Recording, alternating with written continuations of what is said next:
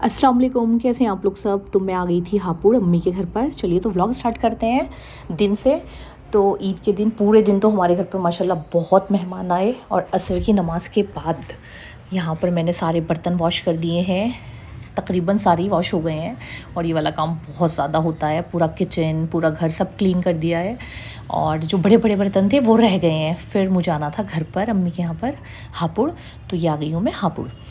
और घर से निकलने से पहले ना ये रहता है सभी लेडीज़ को कि घर जो है जब वापस आए पूरा क्लीन हो तो सब कुछ संभाल कर रख कर जाते हैं।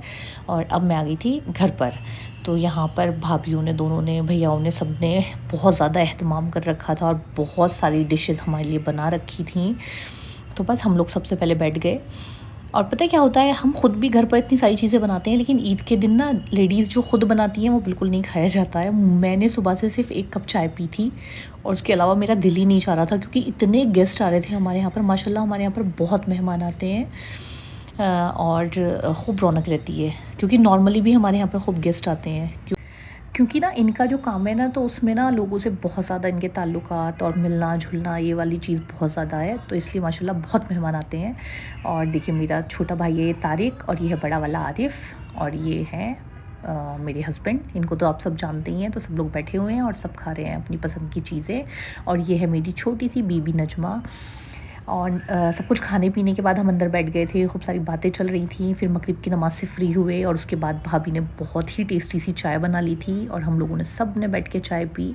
और अब हो गया था नमाज़ टाइम, मतलब इशा की नमाज़ का टाइम। तो मैंने सोचा सबसे पहले जो है नमाज़ से फ़ारिग हुआ जाए। तो बस फिर मैं आ गई थी नमाज़ पढ़ने के लिए। और नमाज़ के बाद जब मैं बाहर आई हूँ तो यहाँ पर भाभीयों ने खाना लगा लिया था और इतनी सारी डिशेस बनाई थी, बहुत अच्छी अच्छी यम्मी यम्मी, सबकी पसंद की।